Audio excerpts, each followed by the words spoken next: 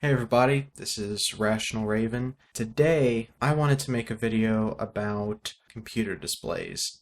Now, we're kind of in a limbo here. There's a lot of things changing about computer displays and about displays in general, not just computer displays. I'm just going to mostly focus on the computer part. So, it's not any sort of news that 4K is out. There have been talks that even 8K is on the way. I think that's a good distance off, another couple years or so before we start getting anything that's really affordable. But first, I want to go into a little bit of not exactly a history lesson, but just a little bit of historical context for everything. Because another important part that not a lot of people consider unless they're actually into the technology behind the displays is they don't really consider the type of displays that there are. Everything started off with cathode ray tubes.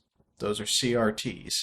Basically, you had a big tube, there were some magnet-like devices in there, it flashed stuff around, it was really crazy, stuff was bulky, big, somewhat heavy, not too heavy. If you had any sort of strength at all, it wasn't too heavy.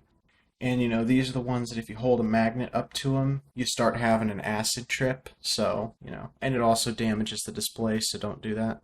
These are also the ones where if you want to go pop in your Nintendo Entertainment System and play some Duck Hunt, you're going to have to use one of those old TVs because modern flat screens, that's not going to work. You need a CRT. Or you could, get an emulator and just click with your mouse, but that's not as fun. So that's how that is. Then, and I'm not saying this in any particular order, I'm just, naming off what else there is. There are LCD screens. Then there are LED LCD screens. As far as I know, there's no such thing as an only LED TV. When people say LED, they mean LED LCD. There's LCD and then LED LCD. The difference is LED LCD is brighter, basically. It's brighter and you can get more accurate color reproduction. That is, as long as the screen is evenly lit, because sometimes there's issues with the screen being unevenly lit. It's the same thing as if you get a monitor and you have some dead pixels or stuck pixels. It's just like, it happens. Just send the thing back and get a new one. It's really not that bad. It's not that rare of an occurrence. It's a relatively common thing. There's also plasma. I don't know too much about plasma. All I know is it is ever so slightly better than LED LCD, but holy crap, it does not last. That stuff will deteriorate over time. Colors will get terrible. The stuff will fade. It'll become dim. Things are expensive. They're heavy. They're just not worth it. Now, there may be some other things out there, but the main thing that you need to know is you need to know that LCD, that's the standard. When you see flat screen stuff, that's the standard. It's lightweight, it is thin, it is heavily versatile, it's everything you could ever hope for. Then LED LCD, that's the better one. Currently, for example, I have a 2-monitor setup. I have a very, very shitty LCD monitor, which I believe is from 2004. The resolution on it is a bizarre resolution of 1,280 pixels wide and 1,024 pixels high.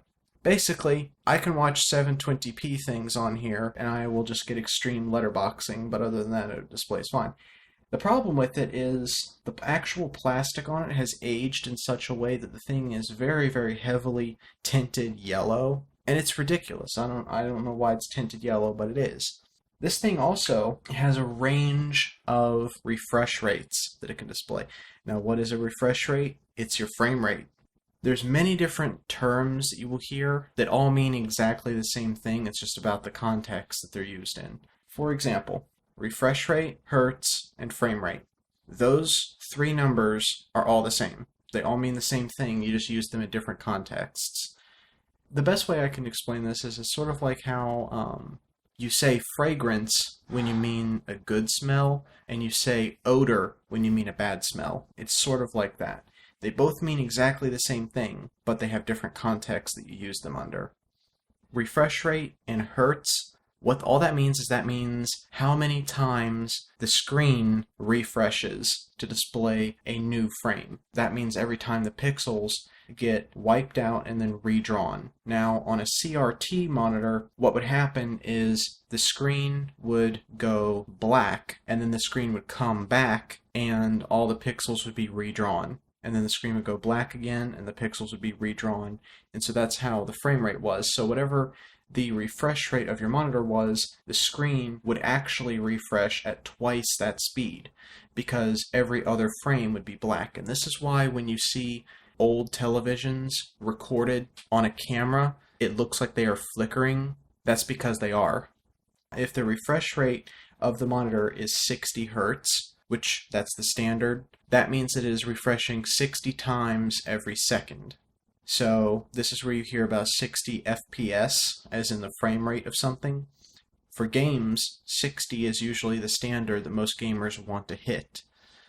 The higher the refresh rate of your monitor is, the less of a problem you're going to have with tearing. Tearing is the technical term for when only part of the screen is refreshed before your computer decides to refresh the screen again. In games, this typically manifests when you're playing an older game or if you're using lower settings and you are getting a higher frame rate than what your monitor can display. It'll draw part of a frame, but then your monitor isn't done, it'll go ahead and draw another frame. The reverse of this is rather similar. I also call it tearing, and that's just where a frame is displayed and then it's displayed again, and then your monitor refreshes and it displays the next frame, but it doesn't display that one again. It typically combines itself with tearing, just because half the time your monitor is going too fast and the other half the time it's going too slow. It's somewhat difficult to explain, but if you look closely on anything, you will notice it. Now, there's oftentimes points where you'll find a piece of technology that has kind of an odd mix of things. Like my old monitor, not only did it have a strange resolution, it also had, well, it has, because I still use it, I use it as a secondary monitor now. It has a strange refresh rate. Instead of having 60 as its max, you can set it to 60, but it also has 75 as its max. This is actually a relatively common one. It's a little bit uncommon, but it's not that uncommon. I'm not sure what 75 is used for, but I usually kept it set to that because the higher the better. Even the 30 is not a factor of 75. Because it's a higher refresh rate, you have less problems with it. Now, I mean, I wouldn't set my monitor to 61 hertz, for example, because that's just stupid. That's asking for trouble. But if it's a significantly higher number, then it's worth it. Now, about 6 months ago, I got a new monitor, and this one is a standard 1080p resolution monitor. The difference between this monitor and other monitors, though, is this one is a 144 hertz monitor. What that means is that it refreshes 144 times per second. I actually don't keep it set to 144 hertz. I keep it set to 120 hertz because I want it to be a multiple of 60 so that it's still compatible with everything that's meant for 60 FPS. And a lot of games are actually capped at 60 so that they don't display higher than that. And not only that, but I wanted it to be compatible with YouTube without any possible tearing. And I don't need the extra 24 frames every second. I honestly think it's kind of silly. I think that it should just go in multiples of 60, basically. There should be a 120 hertz monitor, a 180 hertz monitor, and then a 240 hertz monitor. They do make 240 hertz televisions. I'm not sure if they make monitors, but they might. Regardless, some people will tell you when it comes to frame rate that the human eye can't detect any frame rate difference above 30. This actually depends on what you're viewing. Some people will try to give you a blanket statement and say either, yeah, that's right, they can't see anything more than 30, and some people will try to give you another blanket statement saying, no, that's wrong, people can always see more than 30. I think it depends on the situation. If you're in a relaxed moment, if you are watching a movie that is not really moving that fast, it's just, say, a romantic comedy, you're really not going to notice that much of a difference. And the extra frame rate in a situation like that really isn't going to be that beneficial. You'll still definitely notice it for sure every time there's camera movement or anything major moving on the screen, but it's not absolutely vital, and if it's missing, you won't notice it. Now, if you're playing something high action, or if you're watching a high action movie where people are moving very fast, or where the camera is moving very fast, or where there are a lot of elements on screen that are all moving, then it matters more, and then you will definitely notice a difference. When you're playing a game, some games are impossible if you're playing them at a low frame rate. Most of the time, these are more like Twitch shooters and such, where every single second counts and you want to be able to know exactly what's happening at exactly the right moment. With movies, it's a little bit less important, but it still can make scenes less confusing when the movement is smoother, because normally what'll happen is between frames, your eyes will sort of blur the motion. See, normally in real life, when things are moving around, it's not that your eyes are detecting the motion necessarily, but they're definitely tracing a path where objects are going.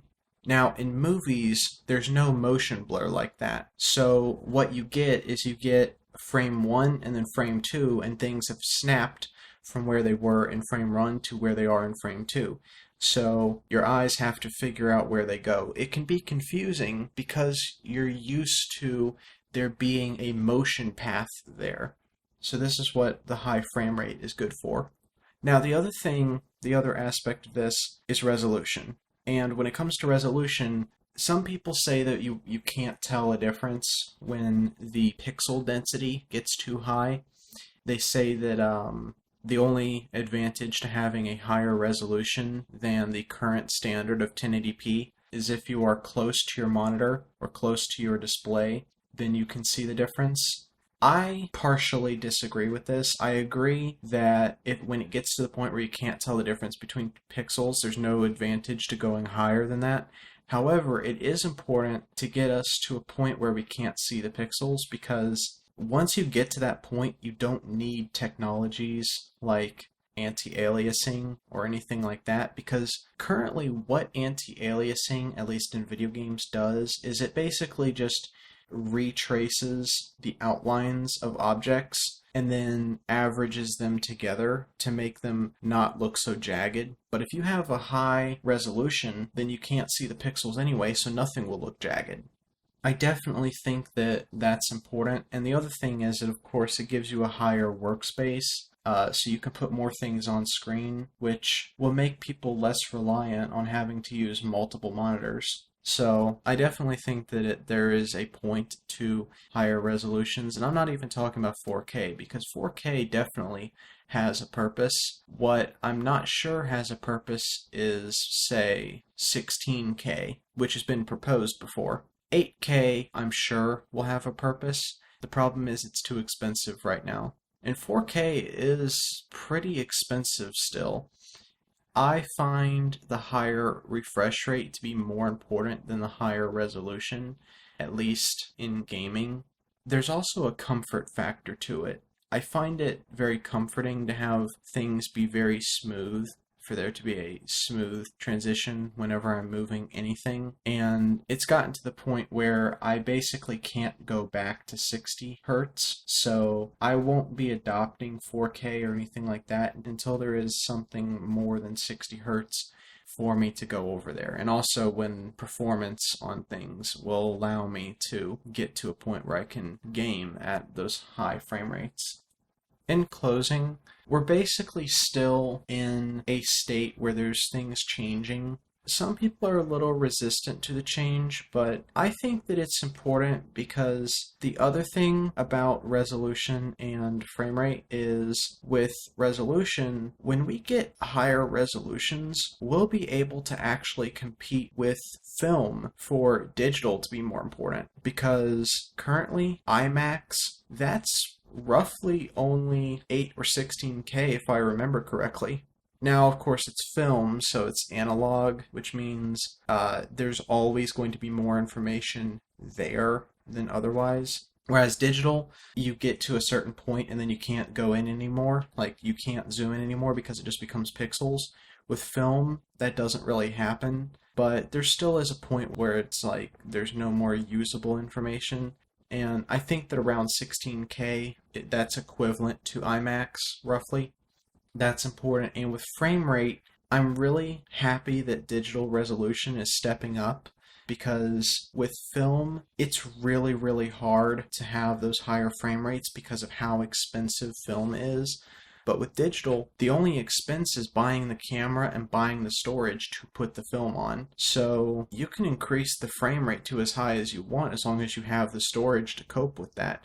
And I'm going to be really happy for there to be high frame rate things out there. People just need to get over the fact that the soap opera effect doesn't cheapen something, it makes it look better. I'm not going to say more natural, I'm just going to say less confusing on the eyes.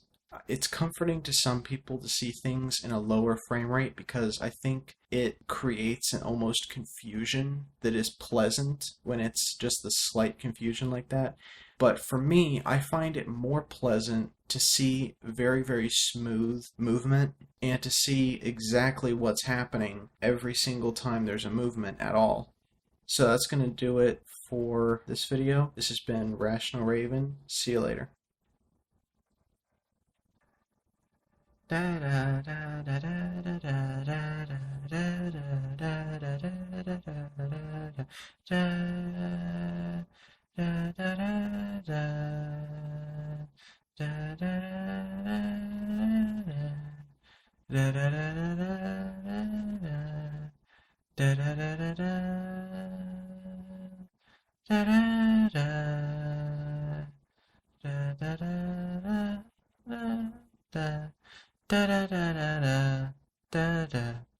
da da da da.